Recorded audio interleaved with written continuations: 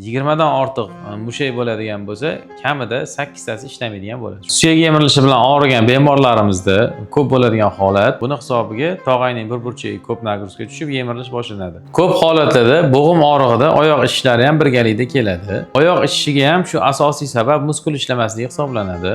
Assalomu alaykum. Bugungi videomiz suyak yemirilishiga olib keladigan asosiy ikkita sabab haqida bo'ladi. Videodan uzoqlashmay xalq tilida oddiy qilib tushuntirishga harakat qilaman. Birinchi sababi suyaklarga va tog'aylarga oziqani yaxshi yetib kelmasligi. Ikkinchi sabab bo'g'imga tushayotgan bosimni noto'g'ri taqsimlanishida bo'ladi. Endi shu ikkita katta sababni bir-biriga bog'lab turuvchi bir muhim fakt bor.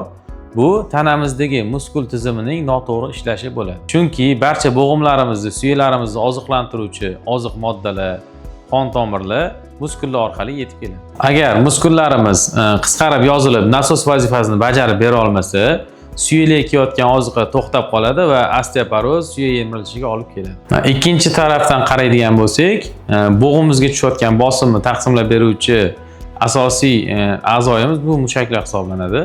Muskul ishlamagandan keyin bo'g'imizga tushayotgan bosim taqsimlanishi nostabil tarzda ketadi. Buni hisobiga tog'ayning bir burchagiga ko'p nagruzka tushib yemirilish boshlanadi. Yana bitta sababi bu tizzamiz atrofini 20 dan ortiq mushak o'rab turadigan bo'lsa, shundan 6 ta 7 tasi o'z vazifasini to'liq bajarib bera olmasa, tanamizning sog'lom holatda tasavvur qilaylik 10% ni ko'tarib turadigan bo'g'imlarimiz, suyaklarimiz muskulsiz. Muskul ishlamaganning hisobiga 30-40% ni ko'tarib turishga majbur bo'ladi. Buni orqasidan tog'aylarga tushayotgan bosim ortib ketadi va suyak yemirilishi kelib chiqadi. Agar suyak yemirilishi bilan og'rigan bemorlarimizda ko'p bo'ladigan holat har xil xondroprotektorlar, kalsiy yoki bo'lmasam vitamin D3 larni iste'mol qilishni boshlashadi. Lekin o'tga borayotgan oziqa bo'g'im orasiga yetib boryaptimi yo'qmi, uni tekshirmasdan oldin ichilgan har bitta preparat o'z samaradorligini deyarli 90% ni yo'qotadi. Bunga sabab qon tomirlarimizdagi yetib boruvchi oziqa moddalarni muskullar yaxshi ishlamasligi sababidan suyaklarimizga to'liq yetib bormayotganligi hisoblanadi. Agar sizda ham qanaqadir bo'g'imingizda muammo bo'lsa yoki bo'lmasa umurtqa pog'onalarida muammo bo'ladigan bo'lsa, o'sha muammo bo'layotgan joy atrofidagi muskullarni tonusini aniqlamasdan turib, yaxshi qisqarib yozilishini ta'minlamasdan turib, barcha qilinadigan harakatlar deyarli befoyda ketishi mumkin. Bizning tajribalarimizda ko'p bo'ladigan holatlar tizza muammosi bilan keladigan bemorlarda hech bir tekshiruvlarda ko'rmadikki, shu og'riqli oyog'ida muskullarini to'liq ishlayotgan. Har doim bo'ladigan holat tizza og'rig'i bilan bemor keladi. Muskullarini tekshirgan jarayonda, misol uchun 20 dan ortiq mushak bo'ladigan bo'lsa, kamida 8 tasi ishlamaydigan bo'ladi shu bemorda. Bularni tiklash orqali birinchi muolajani o'zida yaxshi yengillik oladi odamlar.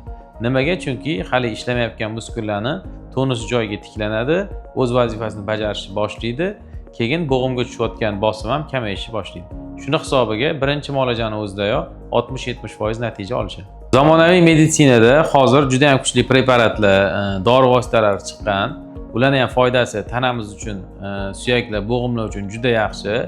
Lekin shu suyak bo'g'imlarga yetib borishini ta'minlamagunimizcha foiz juda ham past bo'ladi. Hamma narsa o'z o'rnida bo'lgani yaxshi deyshadi. Shuning uchun ukol dorini ham, muskullar tonusini tekshirish ham o'z o'rni bor. Bo'g'im orib kelgan bemorlarda yana bir qo'shimcha shikoyat bo'ladi. Bu oyoqdagi ishish bo'ladi. Ko'p holatlarda bo'g'im og'rig'ida oyoq ishishlari ham birgalikda keladi. Oyoq ishishiga ham shu asosiy sabab muskul ishlamasligi hisoblanadi.